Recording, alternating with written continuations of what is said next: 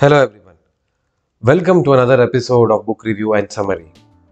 This week we are going to talk about a book titled Chip War: The Fight for the World's Most Critical Technology, written by Chris Miller. The book is about the history and the background behind what we see as a semiconductor industry today and how it transpired during the last century.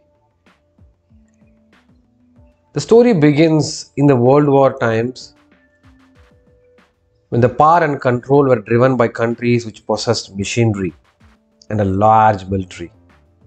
But during the Second World War time, there was a need for technology that can help crack the codes and ciphers that the German military was using to communicate with one another. There are a lot of books around this and the movies that are made around the ciphering, the coding that the Germans did, and what the British and the US forces did to decodify this cipher. And that is where the power of semiconductors and ICs started to take form and shape. The initial forms of semiconductors that were used were called as vacuum tubes, which were powering the computers that were used at that time. The computers used to be very, very big in size.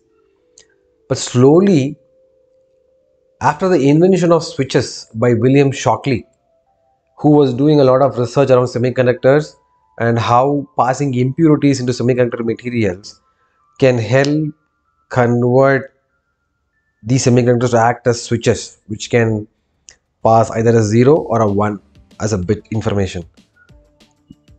Slowly came in the transistors, which was followed by a storm of scientists who came into this field building a variety of companies, say Ed Noyce, Gordon Moore, etc. One of the key issues in building the ICs was commercializing it. Research was great, they were showing great results, but there were no buyers for it actually. So how do you then produce the ICs at a mass scale, and where were you going to sell it to? This is when the military came to the rescue, who had a lot of use cases and situations where the ICs could be used, and so they placed a lot of orders for defense needs. In between all this, there is the Fairchild semiconductors, which was built by Ed Noyce and Gordon Moore, which played a key role in the semiconductor industry. Around this time was when the Soviets launched the first man to space and the moon race started, which wanted better computing power for sure. And the ICs from the Fairchild semiconductor company were used to power this. Slowly after this, the company became popular, technology became popular, knowing that the ICs powered the computers which were sent to the moon, and the consumer demand also started to pick up. Alongside, the computers also started to show some steam, and hence the ICs which were part of these computers also picked up demand. And at the same time, Fairchild semiconductors also dropped their prices significantly for some time, even below the manufacturing costs, to help convince the customers that they should try a quality product that they had built. But once the revolution boomed, Intel as a company was carved out separate, and the whole country's ecosystem around semiconductor building and processors building started flourishing. But Russia did not anticipate this. They were still in the Cold War era where they were building these huge machineries and whatnot, and space exploration, etc. That they did not focus much on this technology that was going to power the next century. And this is in spite of the fact that William Shockley, who was a pioneer in the semiconductor industry, was using a lot of reference material from Russian scientists who were also doing research on the semiconductors in the first place. In spite of having the first mover advantage, Russia could not capitalize on that. But Russia later on realized that it is a very important technology, so they tried to import the ICs that were built in the US, tried to copy that, mimic that, etc., but to no avail. Around the same time is where Japan comes into picture. They slowly ventured into the race of building semiconductors and allied products. But what they had as a strength was some amazing manufacturing practices, which meant that they were able to produce these ICs at a mass scale and at a cheaper rate. In fact, they built it at such a scale that at one point they dumped these ICs into the US market at a much lower cost, and the manufacturers in the US had to face the brunt of it. There was a lot of diplomatic conversation and lobbying that happened from the US manufacturers to try and negate this kind of a bombarding from the Japan companies, but they could do only so much. So at one point they were even thinking of moving the fabrication business out of the US to a much cheaper location.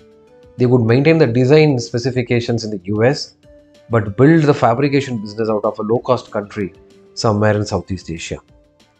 This is when Korea and Taiwan come into picture as alternate manufacturing hubs. Of course, the three key locations where the semiconductor manufacturing was proliferating was around Japan, Korea and Taiwan. Japan, of course, could not be used because it was a direct competitor for the US. And in Korea, Samsung was the biggest manufacturer and it was backed up by the government as well. But then again, Samsung was building the chips for its own use cases, say the white goods industry and the car market, etc. It was not a general purpose IC which the US manufacturers were looking for. So Taiwan turned out to be a better choice. And with Taiwan came in Maurice Chang, who was from Taiwan but had moved to the US for higher studies and work. So he went back to Taiwan and with the support and funding from the Taiwan government and other private parties, set up the Taiwan Semiconductor Manufacturing Company, also known as the TSMC, which turned out to be one of the biggest bets that were made by the Taiwan government, and it turned out to be a successful semiconductor manufacturing companies in the world. Amidst all this, there is a lot of fighting and diplomatic conversations going on between a lot of companies, say Texas Instruments, Micron Semiconductors, etc. and whatnot, to gather market share and to build strategies that they use to buy other companies, and how Intel continued to keep the fabrication and design together with itself in the United States, while all the other players kept design in the US but moved the fabrication to Southeast Asia. So Intel was the only company which continued to maintain the status quo from their origins. Around this story is also the downfall of Intel in the mobile processor segment, where it failed to latch on to the smartphone growth. In fact, Apple offered Intel to build the processors for its iPhone, but Intel continued its domination in the PC market till about the last 10 years, where it is trying to reinvent itself. The cloud market coming into picture and the AI boom coming into picture, there is a need for a high power processing units, which is not being provided by Intel today, and that is where the companies like Nvidia come into picture with their GPUs, which are powering the cloud market and the AI boom as well. There are other companies also which are building their own processing units, making Intel to scramble for other sources of revenue streams. The next portion of this chip war book is all around how China is coming into this whole scheme of things. All along, China was nowhere in the picture. But then now China has realized that AI is the new world order and it is trying to venture into that domain. But it realizes that all the manufacturing of chips is done by American companies. They could be done in Southeast Asia, but they are all being driven by American companies. So it's a little wary.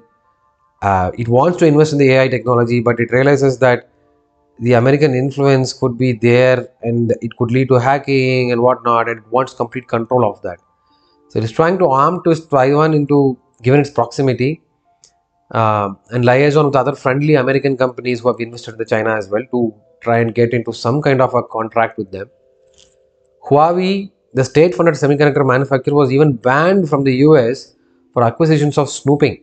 So Huawei used to be a big supplier to the US as well, but it has been banned from importing into the US because of they being trying to be a little more under the table and understand what other companies are doing, etc. The chip supply chain is very, very complicated. For all the production happens in the Southeast Asia, all design happens in the US, all consumer demand is across the globe. So any disruption in any part of the supply chain, say raw material or production or labor, etc., will have drastic consequences in the overall market. COVID proved it very clearly when there was severe chip shortage and the manufacturers were scrambling to get hold of finished goods as well as capacity. The car production came down significantly owing to the shortage of chips. Now, given all of these equations in place and how the entire uh, computing market is moving towards cloud and AI, this is one of the industries which is going through a lot of flux, and there are a lot of eyes looking at it to see how it is going to mature, who are the new players who are coming into the market, and how this whole industry is going to transform itself in the next 5 to 10 years. And it's going to be an interesting segment to look forward to. Now, what are the key takeaways from this book? Number one, the world domination is not just driven by machinery and military like it used to be in the previous century, but it is driven by the ICs that go into the machinery. Number two, TSMC and Taiwan have grown into behemoths in the semiconductor industry, dominating the global chip supply chain. And their presence in Southeast Asia makes it all the more complicated because the supply and demand are catapulted far apart from one another. Number three, Intel needs to reinvent itself amidst the cloud and AI domination and the competition from outside players like Nvidia and other processing chip making companies. With that, we come to the conclusion of this week's book review and summary. I'll catch up with you another interesting book another time. Thank you.